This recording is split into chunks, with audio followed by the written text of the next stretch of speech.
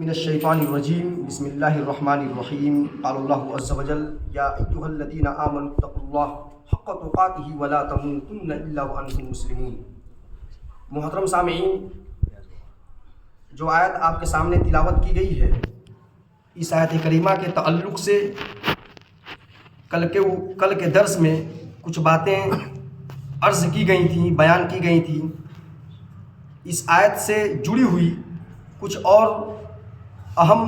معلومات اور جانکاری آپ کی خدمت میں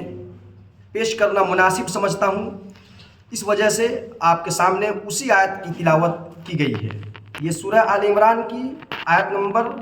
102 ہے۔ اللہ رب العالمین نے اس ایک آیت کے اندر بنیادی طور پر یا دو بڑا اور اہم پیغام اہل ایمان کے نام کیا ہے۔ پہلے پیغام کا تعلق اللہ رب العالمین کی خشیت، اللہ رب العالمین کا ڈر اختیار کرنے سے ہے، اور دوسرے پیغام کا تعلق جو کہ دوسرے پیغام کے اوپر کل کے درس میں پیش کیا گیا، دوسرے پیغام کو اس کے اوپر گفتگو ہو چکی ہے، اور وہ تھا کہ اسلام کی حالت میں ہی ایک بندے ایک بندے کی موت آئے، اس بات کا خیال رکھنی چاہیے۔ تو آئیے پہلا جو پیغام اللہ رب العالمین نے دیا ہے، یا ایھا الذین آمنوا اتقوا اللہ حق تقاتہ، اس کے اوپر آپ کے سامنے کچھ گفتگو کی جائے، کچھ باتیں جو ہیں وہ بیان کی جائیں۔ اللہ رب العالمین ہمیں اور آپ کو عمل کی توفیق عطا فرمائے، آمین۔ اللہ رب العالمین کا کیا فرمان ہے، دیکھیے کہ اے وہ لوگوں جو ایمان لائے ہو، اللہ تبارک و تعالیٰ سے کما حقہ ڈرو۔ کل بیان کیا گیا تھا کہ یہ کما حقہ ڈرنے کا کیا معنی ہے، کیا مفہوم ہے، کیا مطلب ہے، کس طرح سے انسان ڈرے کہ اللہ رب العالمین سے ڈرنے کا حق ادا ہو جائے۔ یہ ایک سوال ہے۔ تو اللہ رب العالمین سے کیسے ڈرا جائے، اس کی وضاحت کے لیے ہم آپ کو لے کر چلتے ہیں سنن ترمذی کے اندر حضرت ابو ذر غفاری رضی اللہ تعالیٰ عنہ کی روایت، قال علی رسول اللہ صلی اللہ علیہ وسلم اتق اللہ حیثما کنت، کہ اللہ کے نبی صلی اللہ علیہ وسلم نے ان سے کہا کہ آپ جہاں بھی رہیے اللہ رب العالمین سے ڈرتے رہیے۔ اتق اللہ حیثما کنت واتبع السیئۃ الحسنۃ،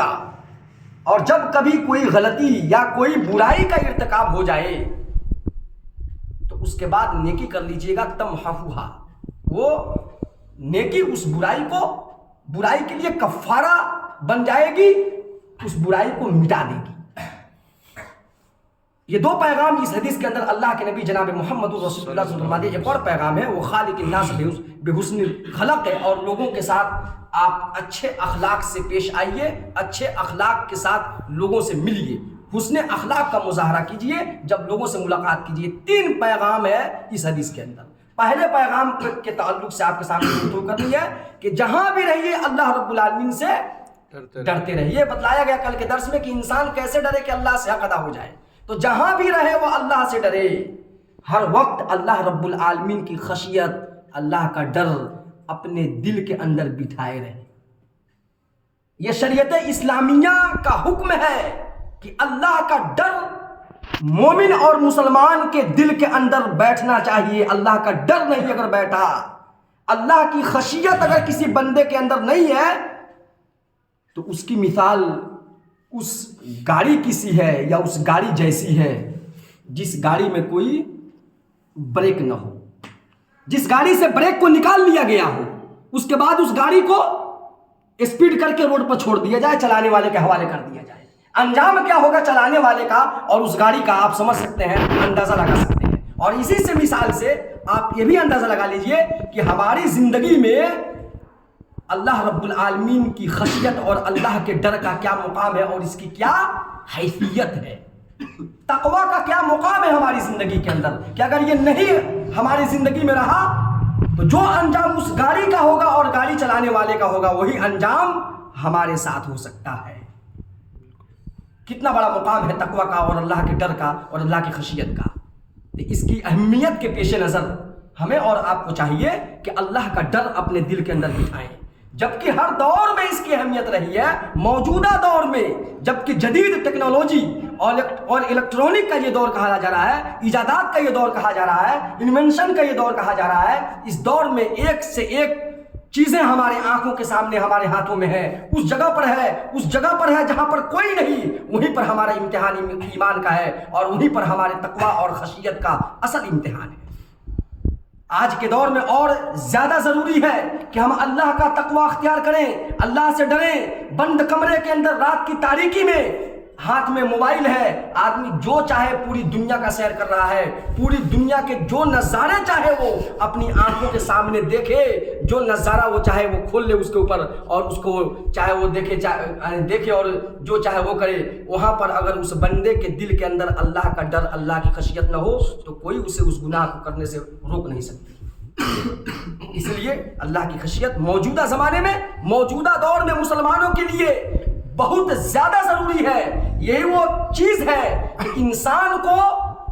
نیکیوں کی طرف دعوت دیتی ہے، یہ صفت نیکیوں کی طرف بلاتی ہے، اور تمام قسم کی برائیوں سے روکنے اور تمام قسم کی برائیوں کے لیے سد باب کا یہ کام کرتی ہے، سد باب یہ بنتی ہے۔ یہ صفت کون؟ اللہ کا ڈر اور اللہ کی خشیت۔ اسی وجہ سے اللہ رب العالمین نے کہا کہ یا ایھا الذین آمنوا اتقوا اللہ حق تقاتہ، ڈرو ویسے جیسے اللہ سے ڈرنے کا حق ہے، چاہے رات کی تاریکی ہوتا ہے، چاہے دن کے اجالا ہو، چاہے تم لوگوں کے بھیڑ میں رہو، مجمع میں رہو، چاہے تنہائی میں رہو، ہر وقت اللہ کے ڈر اور اللہ کی خشیت کو یعنی کہ اپنے دل میں بٹھائے رہو، اللہ کو حاضر ناظر سمجھو۔ اللہ رب العالمین کا یہ فرمان سورۃ النازعات کے اندر جو پڑھی گئی ہے آج کے یعنی کہ دوسری رکعت کے اندر کہ وہ اما من خاف مقام ربہ ونہى النفس عن الہوى، آیت نمبر 40 ہے کہ وہ آدمی جو ڈر گیا اللہ کے سامنے کھڑا ہونے سے،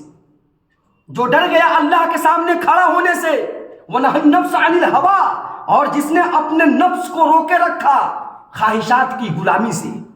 خواہشات سے جس نے اپنے نفس کو روکے رکھا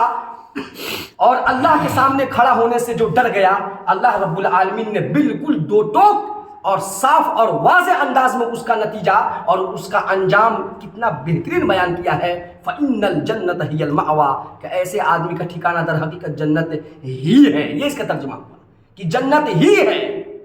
جنت ہے نہیں، جنت ہی ہے۔ مطلب کوئی ڈاؤٹ مت کرو، جو آدمی اللہ کا اگر خوف جس کے دل کے اندر پیدا ہو گیا، جو اللہ سے ڈر گیا، اور صحیح بخاری صحیح مسلم کی روایت اس کا ایک ٹکڑا میں آپ کے سامنے پیش کر دوں کہ 7 قسم کے لوگ کل قیامت میں اللہ رب العالمین کے عرش کے سائے میں جگہ پائیں گے۔ وہ سایہ، وہ دن کوئی سایہ نہیں ہوگا سوائے اللہ کے عرش کے۔ اس کے اندر 2 طرح کے لوگوں کا ذکر ہے جن کا تعلق اللہ رب العالمین سے ڈرنے سے ہے، جن کا تعلق اللہ کی خشیت اختیار کرنے والے سے ہے۔ پہلا ہے وَرَجُلٌ دَعَتْهُ ذات منصب و جمال فقال انی اخاف اللہ، ایک ایسا آدمی کہ جس کو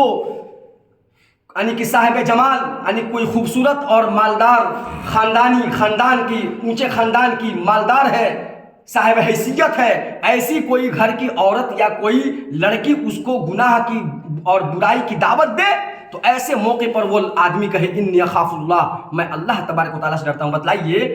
آج اس حدیث کی روشنی میں ہم اور آپ اپنے ایمان کا جائزہ لیں، آج کتنا سب بنچر اور کتنا سب ہلر ٹائپ کا نوجوان ہے مسلمانوں میں، یہ لوگ موقع تلاش کرتا ہے، بلانے کی چھوڑیے نا، بلانے کا اگر کوئی بلائے تو ایمان تو ایسا ہے کہ یہ آپس میں سر پھوٹکول کر لے گا لوگ،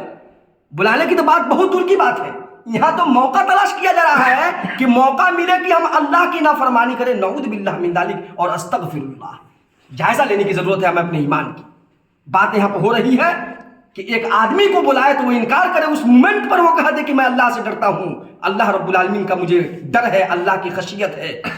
تو اللہ کے نبی صلی اللہ علیہ وسلم نے فرمایا کہ وہ اللہ کے عرش کے سائے میں جگہ پائے گا، کیونکہ اصل میں مرد وہ ہے،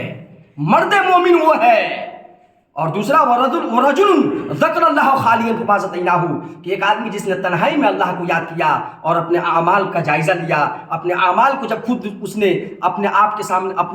اپنے سے پیش کیا، اپنے سامنے پیش کیا تو اپنے اعمال کو دیکھ کر کے اس کے آنکھوں سے آنسو بہہ گئے۔ اللہ رب العالمین کی جب اسے یاد آئی تو اس کے آنکھیں جو ہے آنکھوں سے آنسوؤں سے اشکبار ہو گئیں۔ تو ایسے آدمی کو بھی اللہ کے نبی صلی اللہ علیہ وسلم نے کہا کہ وہ عرش کے سائے میں جگہ پائے گا۔ کیوں؟ ایک اور حدیث اسی تصدیق کرتی ہے، حضرت عبداللہ ابن عباس رضی اللہ تعالیٰ عنہ سے حدیث کرامی ہے کہ وہ عین، کہ 2 قسم کی آنکھیں ایسی ہیں کہ عینانی لا تمسہم النار، 2 قسم کی آنکھیں ایسی ہیں جن کو جہنم کی آگ ٹچ نہیں کر سکتی ہے، چھو نہیں سکتی ہے۔ عین بکت من خشیت اللہ، ایک قسم کی وہ آنکھ ہے جو اللہ کی خشیت اور اللہ کے ڈر کی وجہ سے جس آنکھ سے آنسو ٹپک گیا ہو، بہ گیا ہو، اس آگ کو جہنم کی آگ، اس آنکھ کو جہنم کی آگ چھو نہیں سکتی ہے، ایسے آنکھ کو تو قابل تعریف ہے وہ آنکھیں جو اللہ کی خشیت سے اشکبار ہو جاتی ہیں اور جن سے آنسو ٹپک جاتا ہے۔ ایسا مرد مومن بنیے، اللہ کی خشیت اختیار کیجئے، نیک اعمال کیجئے۔ اللہ رب العالمین ہمیں اور آپ کو ان باتوں پر عمل کی توفیق عطا فرمائے۔